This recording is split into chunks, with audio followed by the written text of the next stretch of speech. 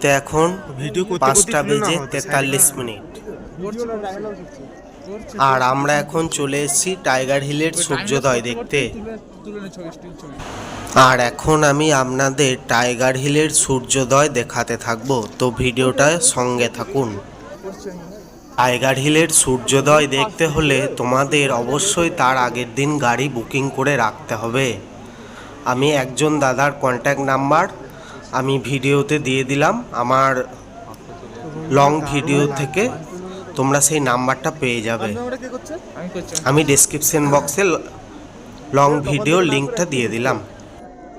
Tiger হিলের সূর্যোদয় দেখতে গেলে অবশ্যই গ্লাভস, টুপি, সোয়েটার বা জ্যাকেট তোমরা অবশ্যই ভালো রকম পরে যাবে, কারণ ওখানে প্রচণ্ড ঠান্ডা থাকে। খুব সুন্দর দেখা যায়। টাইগার হিলের সূর্যোদয় দেখতে গেলে তোমাদের মোটামুটি 3টে থেকে 3:30-এর মধ্যে বেরোতেই হবে, তা না হলে তোমরা সূর্যোদয় দেখতে পাবে না। তোমরা এই সূর্যোদয় যখন দেখতে যাবে, যখন উঠবে মানে যাবে, তখন কোনো চার্জ কিন্তু লাগবে না, কিন্তু নামার সময় একটা কিন্তু চার্জ তোমাদেরকে দিতে হবে। টাইগার হিল থেকে মানে টাইগার হিল দেখার, সূর্যোদয় দেখার পরে নেমে যাওয়ার সময় একটা চার্জ তোমাদের দিতে হবে। হিলের সূর্যোদয় দেখতে গেলে রিজার্ভ গাড়িতে মোটামুটি 1200 থেকে 1500 টাকা ভাড়া পড়বে। সিজন ওয়াইজ একটু আপ ডাউন করে।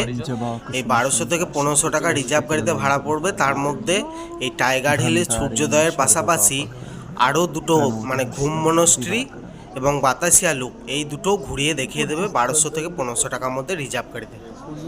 আর শেয়ার গাড়িতে মোটামুটি 300 থেকে 350।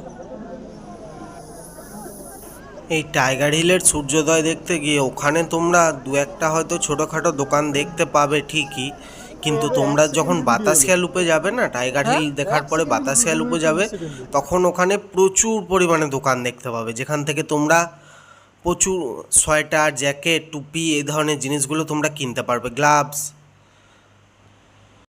তবে হ্যাঁ, তোমাদেরকে একটা জিনিস সাজেস্ট করব যে তোমরা যখন কোনো জিনিস কিনবে একটু বার্গেনিং করবে। বন্ধুরা, আজকের মতো ভিডিওটা এখানেই শেষ করছি। তো আবার দেখা হচ্ছে তোমাদের সাথে অন্য কোনো ভিডিওতে। ততক্ষণ ভালো থাকবেন, সুস্থ থাকবেন। আর যারা আমাদের চ্যানেলে নতুন তারা একটু সাবস্ক্রাইব করে দেবেন প্লিজ। আর ভিডিওটা ভালো লাগলে একটা লাইক করবেন। বাই।